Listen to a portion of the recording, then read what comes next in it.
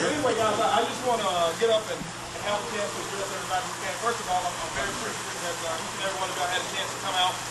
And not only just, it's not really a celebration of home, I know many of you took the tour, but really to come out and have a celebration along with us. And what my goal is just for the next couple minutes, while some of y'all here, just to share with you a little bit of why we're here. Not only here, but while we're here in business as well, and kind of share with you where we're about to go. And many of you will have a chance to be a part of that. Some of you will not get a chance to be a part of it, but just because you're here today, to me that represents that you're a part of it in some form or fashion. Many of you probably don't have much of an idea about my background, and I can tell you this, that normally this is actually one of the first times we've ever had an event of this magnitude without my best half here. And that's my wife. But one of our dreams was to make sure that we get my mom and her mother at home. And one of the dreams has come true. Her mother, we just got closed on the house, I think about 3 or 4 days ago. And so my wife is there now, fully furnished at home. So that's one of our dreams come true. And so we got several more of those to get. But normally she would be here, but she definitely sends her love and sends her warmth and tell everybody welcome. She's welcome and make this home your home. But anyway, my background is very simple. And I don't want to get a lot about myself, but you know what? Many of you probably experienced some of the same things that I experienced of growing up and really not having what I call to be enough. And no matter how rich you are, how many of y'all have ever wanted more? It doesn't matter where you are, whether you're up here or whether you're all the way down here. What I find is that the broke want more and the rich want more. So we all have one thing in common.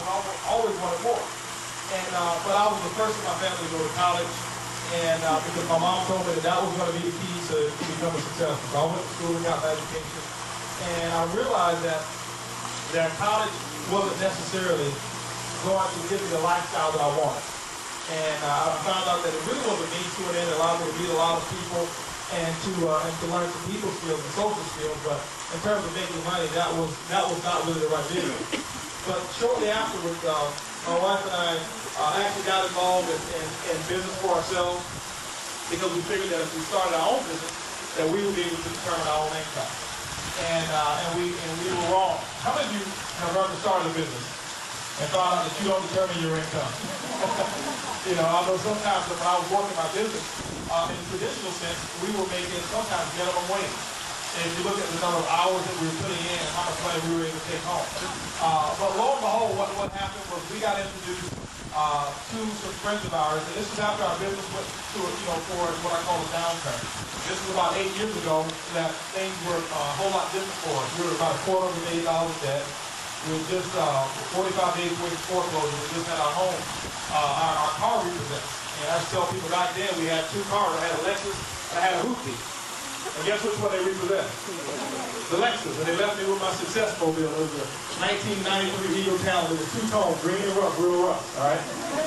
And so that was what we had, in terms of getting the start. But what we used to do was this. At the time that we were $250,000 in debt, and the time that we were broke, and the time we were frustrated, we used to get on our knees and pray every single day. And also, one other thing that we did, this is what I encourage you to do, no matter where you are, no matter whether you participate with us or not. This neighborhood was being developed, and we used to come over here every single day in Greenville. And I know some of you made promises to your kids, some of you made promises to your wives, some of you made promises to your husband that you're going to do something. And I made a promise to my wife. I said, honey, one day you'll live over here. And the reason being is because, see, it was real easy to focus on losing our house, focusing on where we were. What I've learned from successful people is you don't focus on where you are, you focus on where you want to go. And this is where we want to be. We should come every single day. We never skip a day coming over here looking at the show home. And fast forward, we actually found opportunities that allowed us to have the financial means to over here we did. And we were so glad. That's all we share. People said, you don't let people go all through your house, they're going to mess up your carpet. I said, well, when they mess that carpet up, they mess these floors up, that'll give me enough money to go out and buy a new house, a bigger one, right? And so that's what we've been able to do. We open it, we share it. We don't look at it as our house, it's something that God has given us.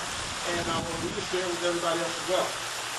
We recently joined and started a new enterprise. And that's really what this is a celebration of.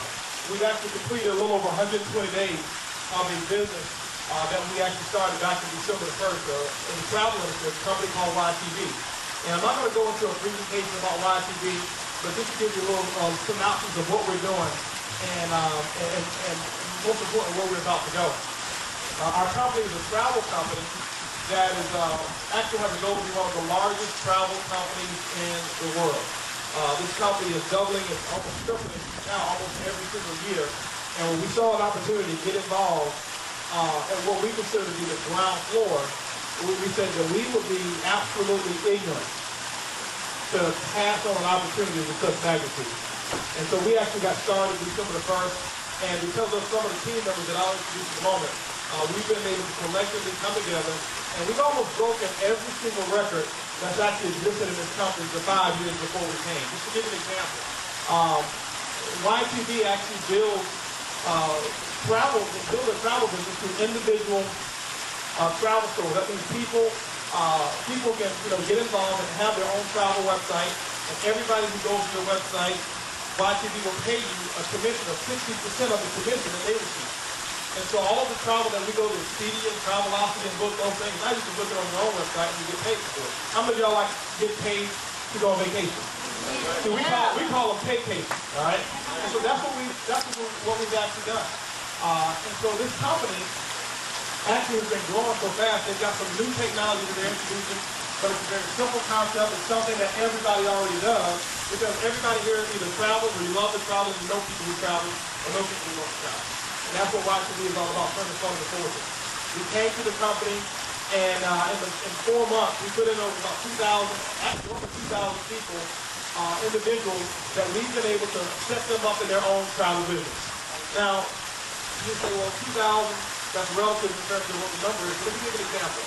It took YTV as a company 2 years to do what we did in 4 months.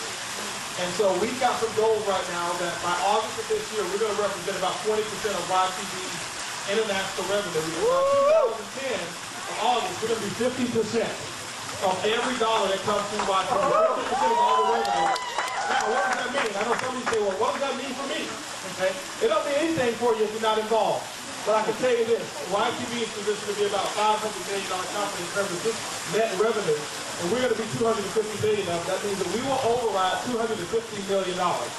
This company pays out about 78% of that money right back to the people, such as you and me, who let people know about these websites.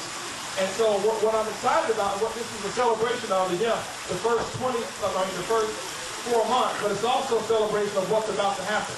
If you look at 250 million times 78%, that's somewhere in the neighborhood of 150-something million dollars that people right here are going to be sharing in the revenues of $150+ million. People who are part of our organization. Now that's what you want to go ahead and clap your hands about, all right?